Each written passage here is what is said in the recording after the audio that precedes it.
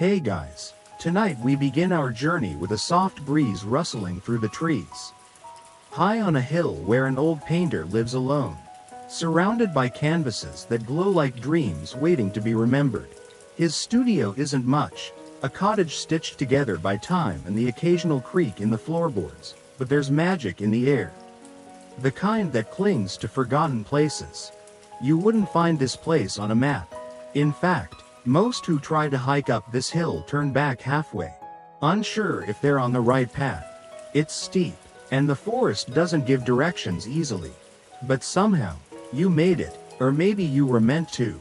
So, before you get comfortable, take a moment to like the video and subscribe, but only if you genuinely enjoy what I do here. And if you're listening from somewhere special tonight, drop your location and the time below. It's always lovely to know where our sleepy little campfire of stories reaches. Now, dim the lights, maybe turn on a fan for that soft background hum, and let's ease into tonight's journey together. You stand at the edge of the painter's home, where ivy wraps the porch posts like memories that never left. A cracked bell above the doorframe jingles as you knock gently. There's no answer. Just the distant song of cicadas and the faint scent of oil paint and cedarwood. Pushing the door open, you enter a room suspended in twilight.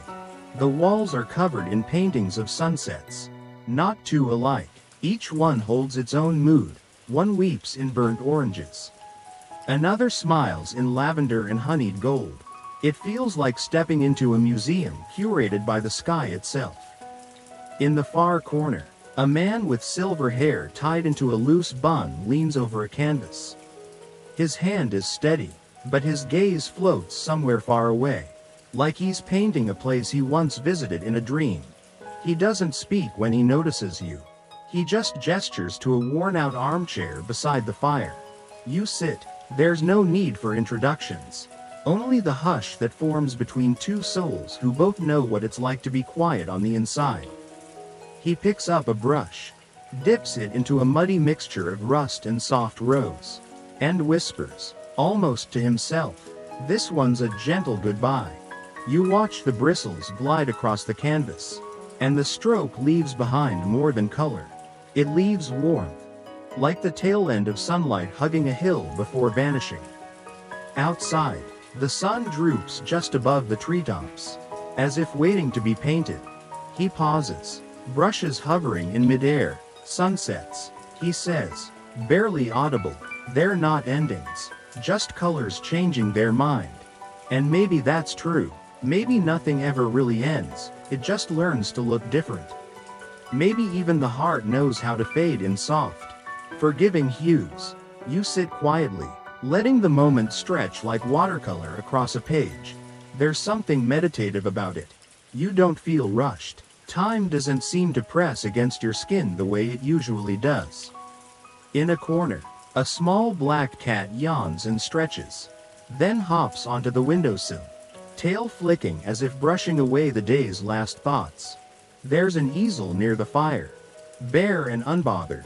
The painter glances at it now and then, but never approaches. You wonder why. Maybe some canvases are just too honest to start.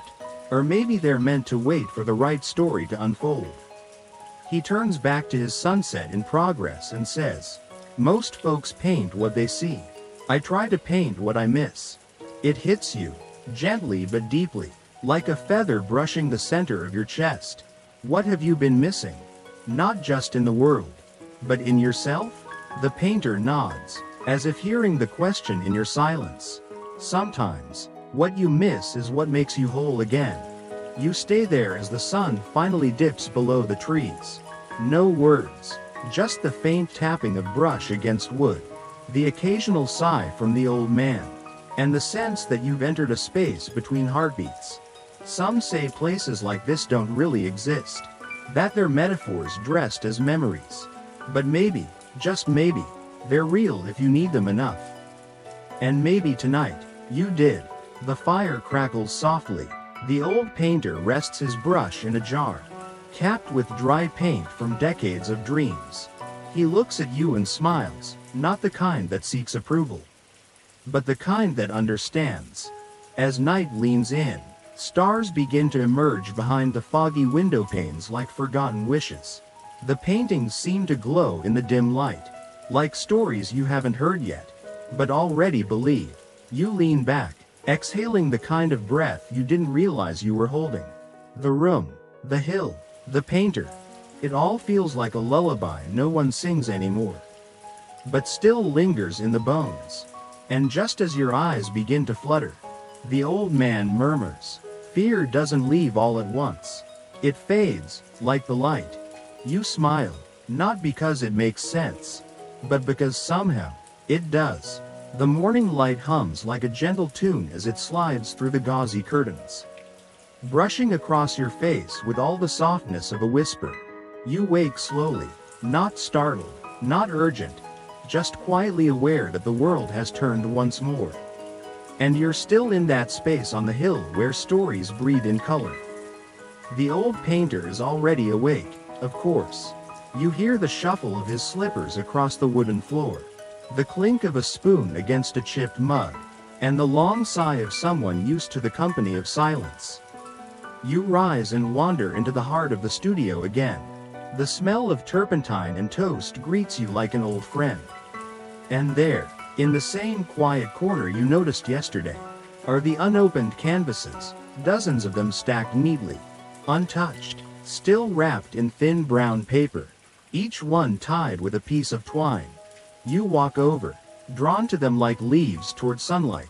The painter watches you, then says, "Those are mine, too, but not like the others." You turn to him, your hand hovering just above the topmost canvas. It feels heavy, not in weight but in story, like a secret you haven't earned the right to hear yet. "I wrapped them," he continues, placing his mug down with a soft clink. "On days I was too afraid to begin. You'd think blank things would be harmless, wouldn't you?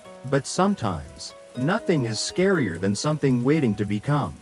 He smiles, a little crooked, a little tired. "Each one is a moment I didn't trust myself enough to face." You look back at the stack. There must be at least 30, maybe more, so much possibility, all tied up in neat reluctance. It's oddly comforting to know even artists who have painted the sky itself sometimes freeze in the presence of potential. You sit beside the stack, and he joins you. Both of you cross-legged on the floor like two children building a fort out of fear and hope. He picks one at random, runs his fingers over the twine. "I labeled some of them," he says, "in my head. Anyway, this one was going to be the time I didn't say I'm sorry." You let out a soft chuckle, and he grins. "That one over there?" He points with a tilt of his chin. "Probably something like, the love the first let go quietly. And the thick one on the bottom, well, that's just called, almost."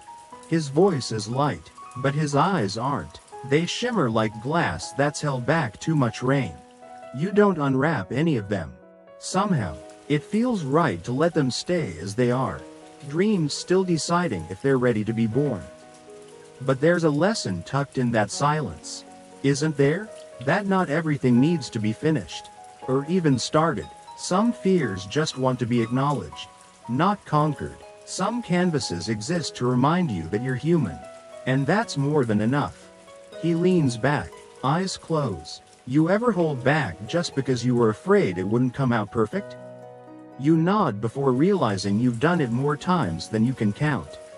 Messages unsent, calls unmade, words rehearsed but never spoken because you feared the mess, the crack, the stumble. Perfection's a ghost, he murmurs. And fear? Fear's the shadow it brings along.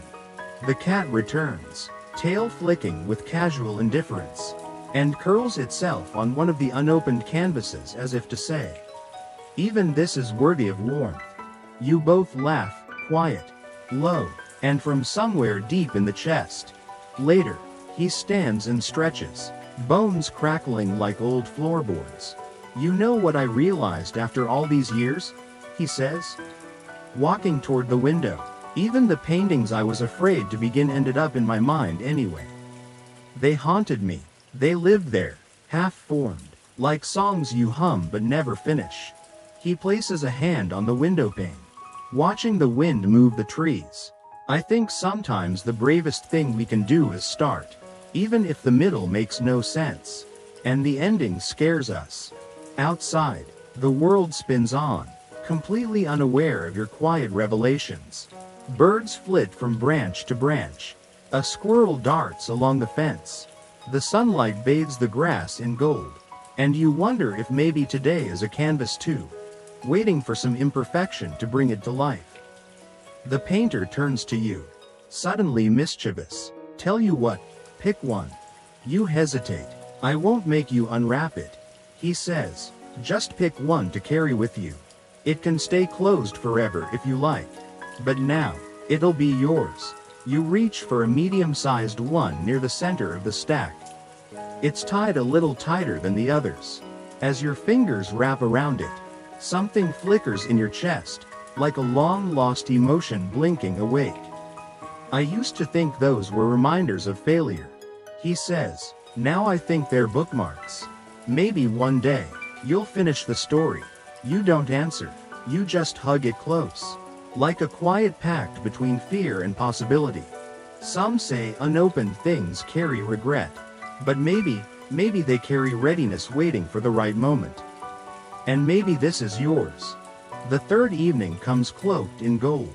Not just the sunlight, but something deeper, softer, the kind of gold that doesn't shout or shimmer but lingers, humming in quiet places. You feel it in the warmth of the floorboards, in the hush of the wind brushing past the studio windows, in the steady rhythm of the old painter preparing once again to chase the fading light.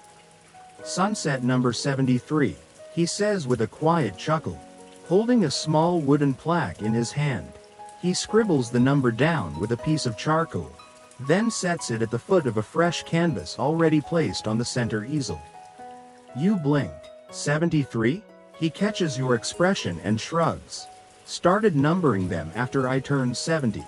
Thought I'd give myself a little countdown, or maybe a collection. Depends on the day.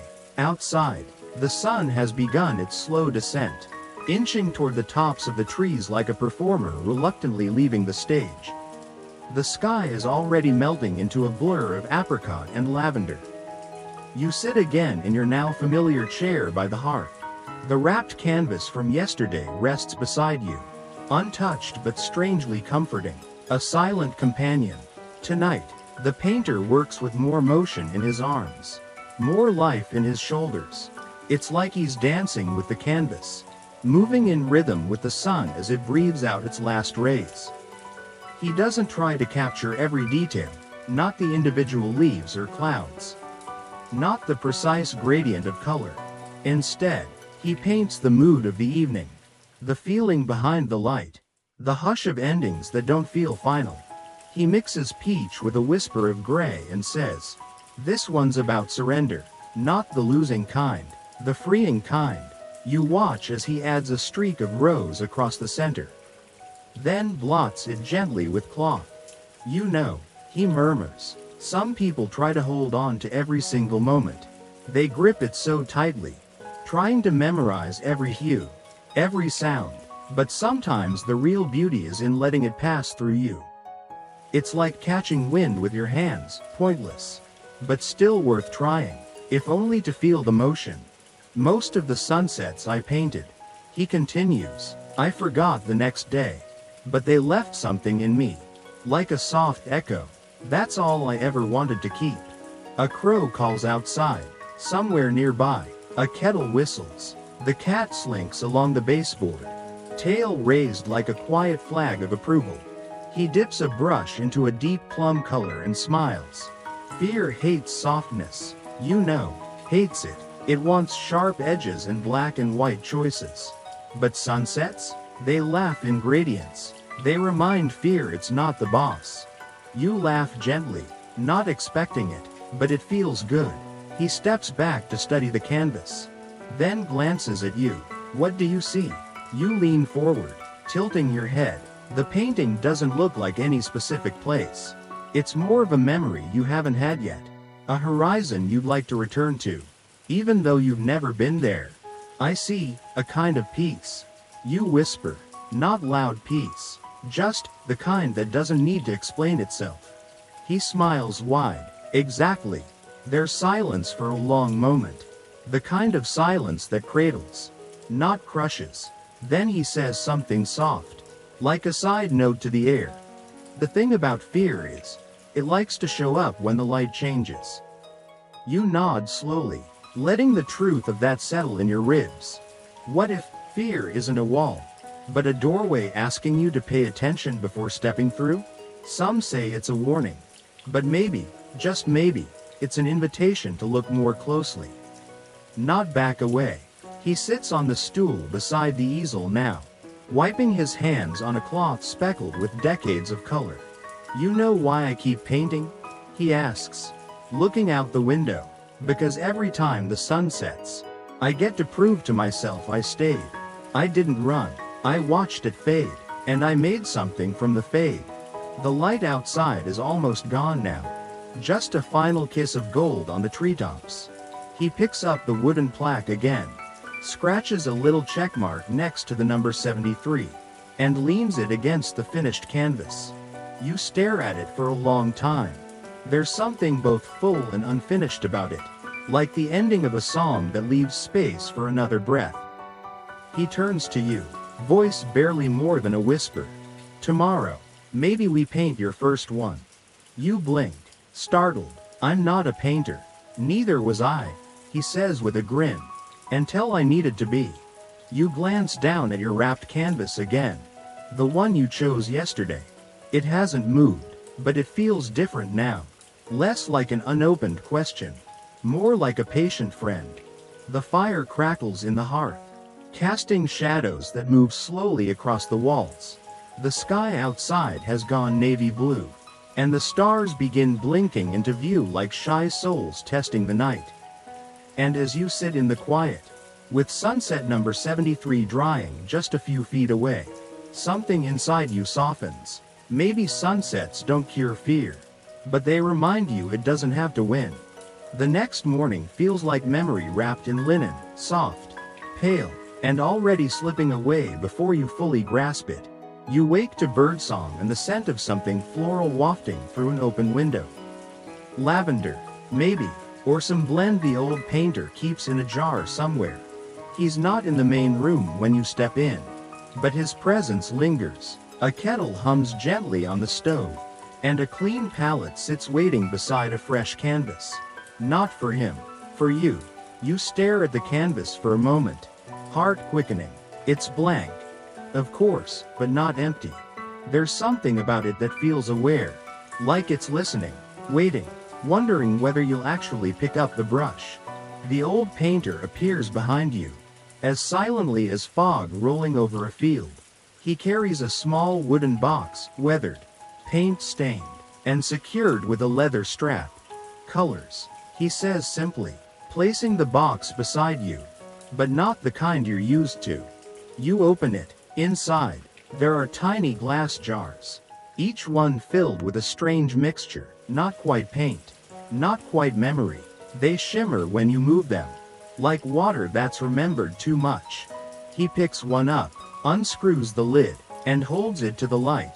This, he says, was made from the day my father forgave me. Took me 10 years to mix it just right. You reach for another jar, one that glows like dusk and honey. Its label simply reads, August. You open it and inhale gently, suddenly overcome by the scent of grass after rain. Childhood laughter echoing in the distance, and a bitter sweetness you can't place.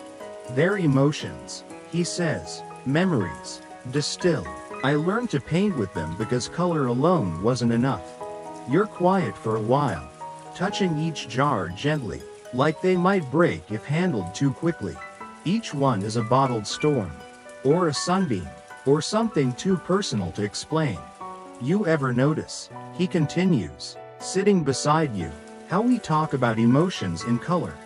Green with envy, feeling blue, seeing red, but when it comes to joy, we never assign a shade. Maybe because it looks different to everyone. You pick up a jar labeled almost brave and hold it in your palm. It hums slightly, like it's waiting for a decision. What if I use the wrong one? You ask. He smiles. There's no wrong, just truth. You dip your brush into a mixture called murmur, a soft gray tinged with violet. It feels like a beginning. Quiet but steady. The brush trembles in your hand, but the canvas doesn't flinch. The first stroke surprises you, not because of what it looks like, but because of what it feels like an exhale you didn't know you were holding. He watches in silence, letting you move at your own rhythm. You mix regret with a drop of morning light, and something inside you shifts. It's not about skill, it's about honesty. And suddenly, you're telling the canvas things you haven't even told yourself. Colors blend into memories. Brush strokes turn into whispers. The canvas becomes a journal without words. You're doing it, he says softly, not as praise but as observation. You nod, unable to speak for a moment. You know, he says, tilting his head, some folks think painting is about control, but I think it's about trust. You trust the color to become what it needs to be. You add a soft burst of ochre in the corner, not because it makes sense, but because it feels like hope. It flares gently, not dominating, just reminding you it's there. The cat hops onto the windowsill again, eyes half closed, clearly unimpressed but content to supervise. The painter pours tea and brings a cup to your side. Most people avoid the colors that remind them of their mistakes, he says, but those are the ones that bring depth. You sip. The tea is warm, earthy, and laced with something floral. Maybe it's the same as the air outside, or maybe it's just the flavor of the moment. The painting begins to take shape, not in sharp lines, but in layers, feelings you didn't name, mistakes you once folded away, quiet joys you forgot to celebrate. They rise like mist, settling where they're needed, and somewhere between strokes, you realize this isn't about making art. It's about meeting yourself halfway, and not turning away when the colors get too honest. The old man leans back, studying your progress. You've got a tender brush, he says, like someone who's lost things and learned to listen. You smile, unsure if it's true, but touched by the thought. Some say emotions are messy, that they muddy the work. But maybe they're the palette itself. Maybe clarity doesn't come from wiping everything clean, but from mixing it all together until it makes sense to you. Outside, the sky begins its slow transformation once more. A wash of soft purples and sleepy oranges spills over the horizon. You put the brush down, not because the painting is done, but because your hands understand the silence needed next. The old painter lifts your painting, places it beside his sunset from the night before. They don't match. They don't need to. That, he says, voice quiet with something like pride, is what fear looks like when it's seen. And you realize, maybe you didn't paint to conquer your fear. You painted to invite it in, let it sit beside you, and lose its sharpness in the color. As the light fades, the room feels warmer than ever, not just from the fire, or the tea, or the company, but from something softer. Acceptance, perhaps, or maybe the quiet applause of your own soul saying, "Thank you for showing up." Evening comes like a familiar hand reaching gently toward your shoulder, not to push, not to pull, just to remind you that time is moving. But you don't have to chase it. Tonight, the painter doesn't lead you to the studio. Instead, he stands near the front door, holding 2 mugs of something sweet and spiced. You accept yours, and together you step outside, the cool air folding around you like a favorite blanket pulled from a cedar chest. Down the dirt path that winds through the trees, a figure is waiting. She's seated on the old bench beneath the lantern tree, the one that's always half lit no matter the hour. Wrapped in a green scarf that flutters just slightly in the breeze. She sits with hands folded in her lap, gazing out toward the woods. She doesn't wave, she doesn't move. She's come every evening for the past 17 years. The painter says softly beside you, never said a word, never missed a sunset. You watch her from a distance, unsure if this moment is meant to be shared or simply observed. She was a dancer, he continues, a faraway look in his eyes. Broke her leg in 3 places in a fall she never recovered from. Not physically, not artistically. The silence took her faster than the injury. The woman shifts slightly, not to look at you, just to breathe more deeply, as if pulling the dusk into her lungs. She paints now, he says, but only in her mind. Says the brush makes too much noise. So she sits, and she watches, and sometimes I think her presence alone is what makes the sunsets linger a little longer. You sip your drink. The steam curls upward like something that's still learning how to let go. Sweet notes of cinnamon and clove wrap around your senses, anchoring you to this strange, soft sliver of reality. She never speaks? You ask. Not with words, he says, but she has a way of making you feel like your silence is welcome. 2. You both watch her for a while. The quiet building, not like pressure but like padding. A safe quiet, the kind where nothing is expected and everything is understood. Eventually, the painter walks down the path toward her. Slow and unhurried, you follow, unsure whether you're intruding or joining. But when she glances your way, her eyes flicker with something like recognition. Not that she knows you, but that she sees you. He sits beside her, careful not to speak first. The bench creaks softly beneath them. A robin lands nearby, sings 3 notes, and then vanishes into the woods. You remain standing, letting the cool earth press against the soles of your shoes. The woman's green scarf dances slightly, catching the last light. It reminds you of something, though you can't quite place what. A curtain in a childhood home? A dress worn by someone you once wished you'd spoken to? The painter tilts his head. She says the scarf carries her memories. He murmurs, I believe her. Sometimes I think it remembers more than she does. You take a step closer, then another, until you're just a few feet away. She doesn't flinch, doesn't even turn, but she does lift her hand and gently pat the space beside her. You sit, no introductions, no questions, just the wind and the slowing pulse of daylight. She told me once, the painter says, breaking the silence in the gentlest way possible, that some sunsets are really just old wounds dressed in gold. The sky pretending, just for a moment, that nothing ever broke. The woman nods. You feel it too, because some part of you has always known that healing doesn't always arrive as closure. Sometimes it comes as quiet, as presence, as someone sitting beside you without needing to fix anything. And in this moment, the 3 of you watch the sun dip once again below the trees. The horizon swells in color, deep fuchsias, trembling lilacs, and a golden thread so fine you almost don't notice it holding everything together. The painter doesn't paint tonight. He simply watches. I used to think sunsets were for saying goodbye, he says softly, but now I wonder if they're more like lullabies, for the parts of us still afraid to rest. The woman adjusts her scarf slightly, wrapping it tighter, then nods again, a movement so subtle it could have been mistaken for wind. Some say silence is empty, but maybe, just maybe, it's a language older than speech. One we've all forgotten how to use, but never quite lost the ability to feel. You don't speak for the rest of the evening. When the sky fades to deep blue and the first stars begin to peek through, the woman rises, brushes something invisible from her lap, and walks slowly down the path toward the woods. Her scarf trails behind her like a slow-burning comet. She'll be back, the painter says, not watching her go. She always comes back. You stand together in the night air. No words needed, and as you turn to head back toward the studio, a quiet question stirs in your chest. What if we don't need to be fixed?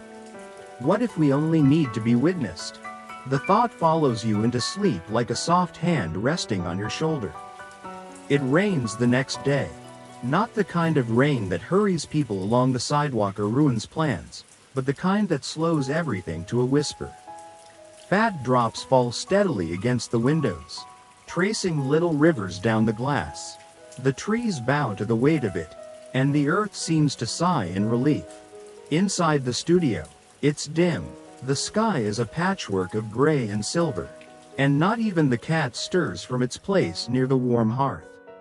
You find the painter sitting at the easel, but there's no canvas in place. And no palette set out. Just the stool, the brushes cleaned and stacked neatly, and the scent of rain mixing with turpentine and old wood.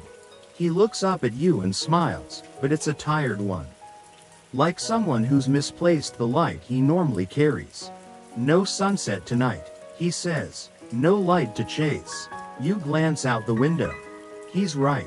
The clouds are thick and low, pressing down on the hill like a blanket trying to tuck in the world. It's beautiful in its own way, soft, mysterious, but it lacks the golden fanfare you've grown used to these past days. Are you going to paint anyway? You ask gently. He shakes his head. Not today. There's a pause, long enough for the fire to crack once and settle. Some days, he says, staring into the empty easel, you don't chase the light. You let the dark sit beside you. Let it speak its piece. You pull your chair a little closer, drawn not by curiosity but by instinct. Something inside you sensing the heaviness in the air is not just from the weather. He doesn't explain further. He doesn't have to. You sit together in the quiet. The only sounds the soft patter of rain and the occasional sigh from the old wood beams above. It's the kind of silence that has depth, like standing at the bottom of a still lake. After a while, he speaks again. There was a day like this once. Years ago, I thought I had to paint through it. Force something onto the canvas just to prove I wasn't afraid of it. He laughs softly, but there's no joy in it. What came out was noise. Harsh strokes, unkind colors. I ended up burning the canvas in the fireplace. First and only time I ever did that. You watch the way his fingers run absently along the edge of the stool, as though searching for something smooth in a world full of splinters. I think I confused silence for failure. He continues, but silence is just space. Space for whatever wants to show up next. The words land in your chest like a soft stone dropped into a pool, ripples moving outward, touching thoughts you hadn't known were waiting. What do you do with that kind of day? You ask. The heavy ones? He smiles at you now. A little clearer, a little steadier. You let it be heavy. You don't fight the weight. You let it settle, like the rain. And when it's done, it'll leave things softer. You sit back, letting the truth of that soak in. The room feels smaller today, not cramped, but cocooned, like the world outside has gone on pause, waiting for someone to breathe first. You remember your own heavy days. The ones where you woke up already tired. The ones where the sun seemed to rise too quickly or not at all. The ones where your thoughts ran circles and your hands stayed still. And somehow, being here now, in this quiet studio on a rain-washed hill, it feels less like those days were failures and more like resting places. Like the pause between heartbeats. The painter leans forward, resting his elbows on his knees. People forget, he says, that the dark is part of the painting too. Shadows give shape to light. Without them, everything looks flat. You think about that, about how often you've tried to erase your own shadows. Cover them up, avoid them entirely. Maybe they weren't mistakes. Maybe they were just brushstrokes the light hadn't caught yet. Outside, the rain shifts, not stopping, but softening, like it's changing its mind about how hard it needs to fall. The painter stands, stretching slowly. He walks to a shelf near the back of the room and pulls down a sketchbook, old. The edges curled and softened with time. He hands it to you. Inside are pencil sketches, loose, raw, incomplete, faces half drawn, trees with missing leaves, skies that end abruptly, but they breathe, they hum with vulnerability. These, he says, were made on the days I couldn't paint. You flip through page after page. They're imperfect, messy, but something about them feels more true than the finished works hanging on the walls. They remind me, he continues, that even when I couldn't finish anything, I still began. You look up at him, and his eyes meet yours with a kind of quiet understanding only shared between people who both stood in the same storm. Some say rainy days are wasted, but maybe, just maybe, they're when the soil drinks deepest, and roots learn how to grow in the dark. Later that evening, as you curl up in a thick quilt near the fire, you think about the blank canvas you didn't touch today. It doesn't feel like failure anymore. Just a soft pause, a held breath, a promise that tomorrow, when the sky shifts again, you'll try, not to win, not to prove, just to be there, to witness the light, or the lack of it, and honor both. The next morning, the rain has passed. It hasn't disappeared entirely. Puddles still gather at the base of trees, and the grass squishes gently beneath your shoes, but the sky is brighter. Not showy or loud, just a quiet, washed out blue that feels new. The painter is already outside when you rise. You find him not in the studio, but in the overgrown garden behind the cottage, crouched beside a wooden crate full of tools, coaxing weeds away from the soil with the patience of someone who has learned that nothing grows from haste. He glances up and smiles. Figured it was time. You step closer. There's an easel set up in the middle of the garden, its legs uneven on the soft ground, but standing tall like it belongs. Beside it, a stool and a small folding table with a half-filled jar of brushes, a palette, and a little thermos of tea. I don't usually paint out here, he says, standing slowly and wiping his hands on his pants. Too many bugs, too much noise, but after the storm, things feel softened, like the world's letting us see its inside voice. You take your place at the easel. It feels different outside, less controlled. The light keeps shifting through the leaves. A bird calls from the thicket, then flits away as if it's not ready to be seen. Painting in here's like asking permission from the earth, he says. Sometimes she grants it, sometimes she doesn't. You dip your brush in a muted amber, mixing it gently with a pale green that reminds you of something unnameable, maybe a childhood memory of laying in the grass and imagining shapes in the sky. You let your hand move without thinking, and soon your canvas holds a soft blur of color that makes no sense but feels like breathing. There's a rhythm in the garden. Bees hum low, flowers nod lazily, and somewhere behind the hedges, the wind sighs like an old woman settling into her favorite chair. The painter watches from beneath a pear tree, sipping tea and whittling a small piece of wood. Funny thing about nature, he murmurs. She never hurries, but everything gets done. You chuckle softly. It's true, nothing in this garden seems rushed. Even the flowers that haven't yet bloomed stand confidently, like they know their moment will come. You find your pace slowing. Each stroke becomes more intentional, not in a precise way, but in a listening way, as if the canvas is speaking back, telling you when enough is enough, when a color feels too loud, when the silence needs to stretch a little longer.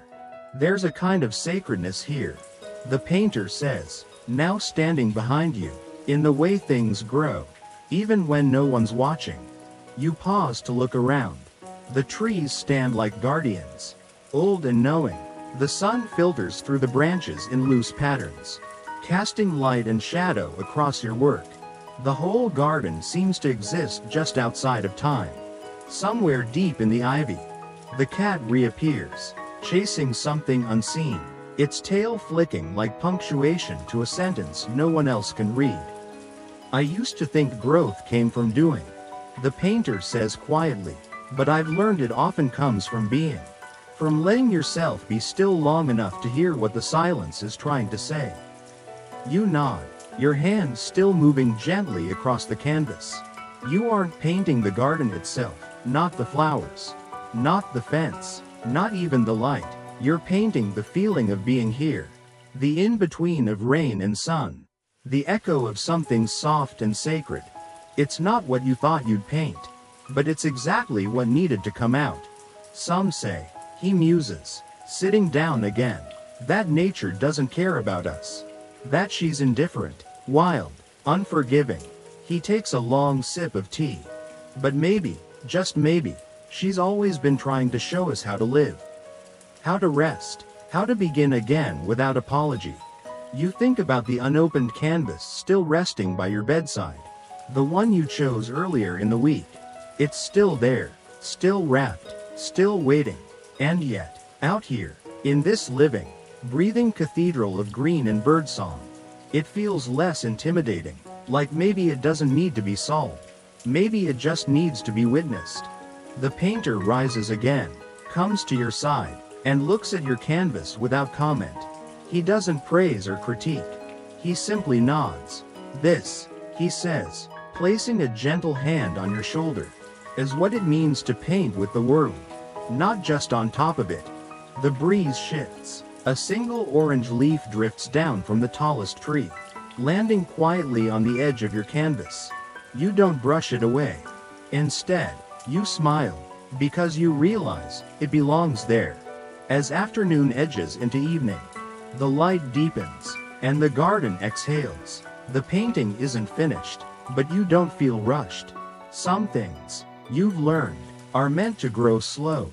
You gather your brushes, your palette, your still wet canvas, and follow the painter back toward the studio. The path is damp, soft beneath your feet. Each step feels like a gentle return to yourself. And as you reach the doorway, you glance over your shoulder at the easel still standing in the garden. Empty now, but not alone. Maybe the earth heard you today. And maybe, just maybe, you finally heard her too. The days blend now, not in a way that erases, but in a way that soothes, like pages of a book worn soft at the edges from being loved too often. You begin to lose track of how many sunsets you've witnessed, how many colors you've touched, how many silences have passed between you and the old painter without needing to be filled. You find your rhythm not in routine, but in receptivity. Some mornings, you paint. Some mornings, you simply sit and watch the light move across the floor like a slow whisper of time. And every evening, like clockwork made of dreams, the painter sets up his canvas for another sunset, number 77 today. Or maybe 78, he never seems quite sure. And you've stopped asking. Tonight, though, feels different. There's a kind of electricity in the air, not the sharp kind that comes with storms, but the kind that arrives just before a shift, a turning. He invites you to join him at the easel, not beside him. Not as a student or spectator, but with him. We'll paint it together, he says with a quiet grin, placing two stools in front of the same blank canvas. Split it right down the middle. You hesitate. Won't that ruin it? He shrugs. Only if we expect it to be one thing. But maybe it doesn't want to be whole. Maybe it wants to be a conversation. And so, side by side, you begin. He works in bold streaks, capturing motion, contrast, the pull of the horizon. You work in soft layers, catching subtleties, the hush between gold and dusk. At first, the difference is stark, like two people humming different songs at once. But then, slowly, something begins to blend. His colors bleed into yours. Your shapes bend toward his. The canvas doesn't become one unified voice, it becomes a duet. Two truths layered in honesty. At one point, you both reach for the same jar of pigment, memory dust. It's labeled, and your fingers brush. Neither of you pulls away. It's not a moment charged with meaning, just one filled with understanding. The kind that needs no words. Funny, he murmurs, how we spend our lives trying to be understood. And sometimes all we really needed was to be witnessed. You nod, still painting. A streak of indigo drips down the middle, right where your sides meet. It bleeds through both halves, uninvited but beautiful, like a scar that's become part of the design. I used to hate when colors ran like that, he says. Now I think it's their way of saying, let me in. Outside, the sun performs another gentle surrender. Not flashy tonight, just quiet. Content, a slow descent wrapped in the scent of wood smoke and evening air. You glance at the horizon and realize, the sunsets are starting to look different to you. Not in color, in meaning. You used to see them as endings. Now, maybe they're just long, soft beginnings. You both lean back to admire your work. It's not symmetrical. It doesn't flow cleanly, but it feels true, like two voices echoing across the same valley. You ever think, he asks softly, that maybe the point was never to make beautiful things, but to let things become beautiful by simply being honest? You nod again. Words feel heavy now, not in burden, but in reverence, like saying too much might startle the moment. He picks up a thin brush and signs his name at the bottom corner. Then he offers it to you. You hesitate only briefly before dipping it into the same warm brown he used. You sign your name opposite his. Smaller, maybe shakier, but real. There it is, the proof. You were here. You witnessed this. You made something that mattered, not because it was perfect, but because it was shared. The cat curls beneath your stools as if to guard the painting from dust or doubt. You both chuckle. Some say, the painter whispers, that art is what remains when words are no longer enough. But maybe it's what leads us there. The sky grows deeper now, velvet and blue. The stars begin their ritual of emergence. One by one, quiet as breath, steady as forgiveness. The fire crackles in the hearth, and the room settles like a body exhaling after a long-held tension. You think of all the things you once feared, of all the voices inside that told you not to try, not to speak, not to touch the canvas. And now, here you are, paint on your hands, warmth in your chest, silence no longer something to run from. Maybe that's what healing looks like. Not arrival, not applause, just the simple courage to sit with another person in a quiet room and make something together. You turn to him, ready to thank him, but he shakes his head gently before you can speak. No need, he says, just promise me one thing. You raise an eyebrow. When you go, he says, don't try to take the light with you. Leave it behind. Let it find someone else. You nod. You understand. The light was never yours to keep. It was yours to carry. For a while. And now, maybe it's someone else's turn. There's a soft shift in the air the next morning, a change you don't hear, but feel. The kind of change that doesn't rattle the windows or stir the trees, but lands inside your chest like a hush. The painter is already in the studio, sitting in his chair by the window with a steaming mug of something that smells like ginger and orange peel. He doesn't look up as you enter, not because he's distant, but because he knows you're there before you say a word. I've been dreaming of places I've never been, he says softly, of colors I've never seen. Odd thing, for someone who's spent his life watching the sky. You sit beside him. The easel is bare today. No canvas, no brushes, just the morning light pouring through the window in long golden strands. You ever wonder, he continues, what the last thing you'll paint might be? You don't answer right away. Instead, you watch the way the sunlight catches on the wooden floorboards, creating shapes that seem to dance with no music. I used to worry about that, he says. I'd imagine grand endings, final brushstrokes that wrapped everything up neatly. But now, he sets his mug down and turns to you. His eyes are tired, not with age, but with fullness, like someone who's read the last chapter of a good book and doesn't feel sad. Just still. Now I think the last thing I paint won't be about endings at all. It'll be about beginnings I never saw coming. He rises slowly, joints creaking like old stairs in an empty house. He moves to a cabinet you've never seen open before, tall, dusty, with an ornate iron latch. Inside are dozens of wrapped canvases, each carefully labeled, stacked like memories waiting for their time. He pulls one out and hands it to you. Your name is written on the tag, not in ink, but in charcoal, faint, delicate, but unmistakable. I started this one the day you arrived, he says. Didn't paint it, just felt it. And now, I think it's yours to finish. You unwrap it with slow fingers. The canvas isn't blank. It holds a single brushstroke, wide, gold, and quiet, like a dawn just beginning. And suddenly, you understand. He never intended to teach you how to paint like him. He was helping you remember how to paint like yourself.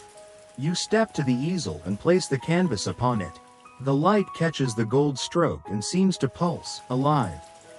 Breathing, expectant, you choose no color first.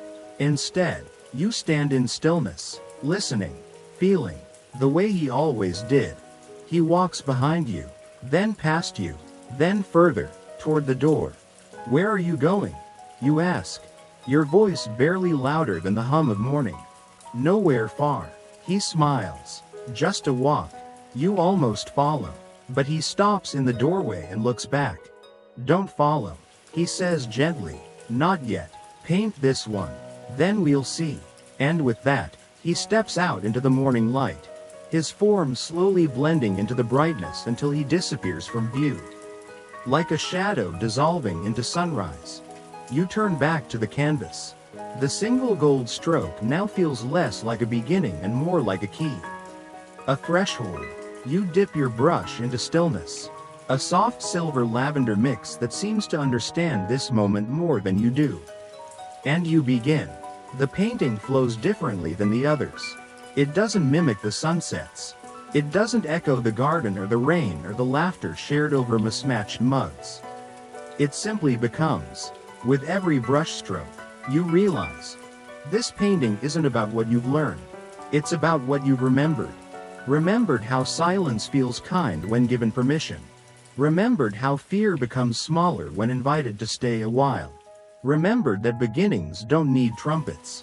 They can arrive like dew on grass. A soft question rises inside you, inspoken but undeniable. What if you've always been ready? The thought doesn't scare you. It holds you, like a warm hand in a cold room. You lose track of time. The light shifts again. Afternoon hums in the background. The painting grows not as a masterpiece but as a mirror, one you didn't know you needed. You step back. The canvas is still wet, still imperfect, still alive, and you smile, because you see it now. Not the painting, but you, exactly as you are. Evening settles gently over the hill, like a warm shawl pulled around your shoulders by invisible hands. The painter has not returned, not yet.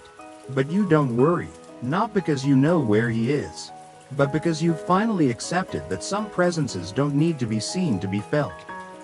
The cottage is quiet, the kind of quiet that isn't empty, but full of everything unsaid. You carry your finished canvas into the main room. The cat follows, weaving around your legs like it, too, understands that something meaningful has concluded, but not ended. You lean the painting beside the fireplace where his others rest. It doesn't stand out, but it doesn't disappear either. It belongs, gently, as the last of the sunlight slips through the window. You light a small lantern on the table.